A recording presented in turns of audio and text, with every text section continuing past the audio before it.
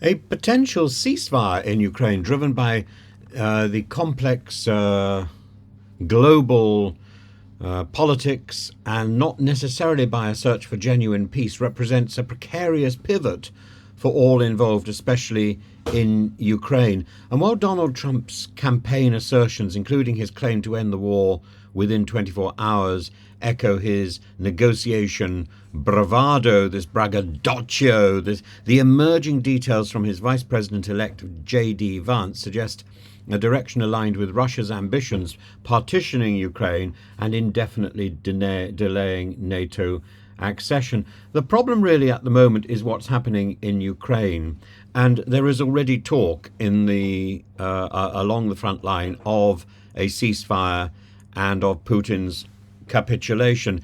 At the moment, Putin and Trump are banging their fists, but behind all the bluster there are deals and opportunities for them both.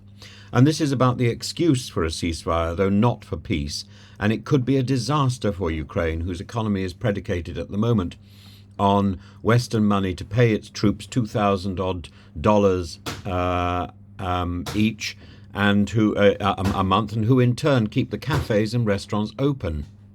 And Gotmer's piece in the Financial Times is absolutely fascinating. The scenario challenges Ukrainian President Zelensky's vision and risks reinforcing Putin's preferred zero-sum outcome. Putin, craving global redemption and sanctions relief, may entertain a strategic compromise, seeking to re-emerge on the global stage without appearing weakened. And Trump could leverage this to craft concessions, ensuring a ceasefire that safeguards American interests. But of course, he's got to remember that a lot of his Republican base is involved in making weapons and is in the weapons-making industry, and actually supplying weapons to Ukraine makes that industry great. He will find a lot of pushback should he decide to push for a ceasefire and stop that extraordinary flow of American munitions. That may inevitably happen anyway, because Ukraine is already extraordinarily resilient and extraordinarily inventive, and is developing its own ballistic missiles, for example.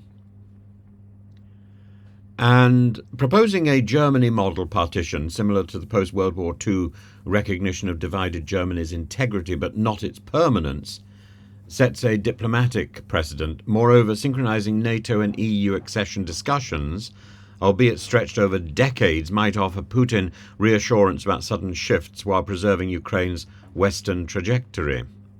Reintroducing nuclear arms control talks could be a less costly concession for Putin, particularly given the age of a lot of Putin's weapons, resuming dialogue with strategic benefits and reaffirming his statesman image.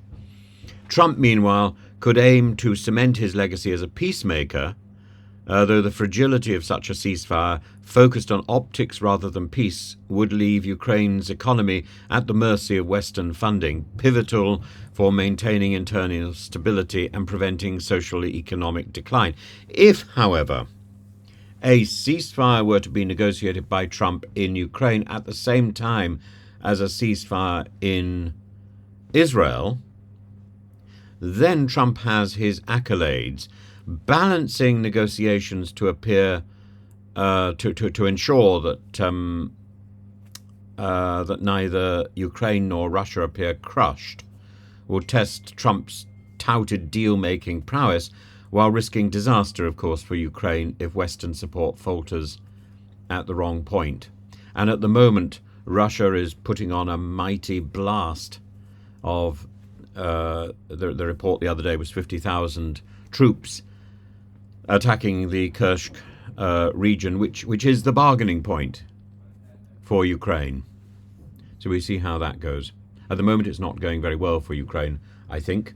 But Ukraine is resourceful, as I say, and is defiant and resilient, and will not give up that easily.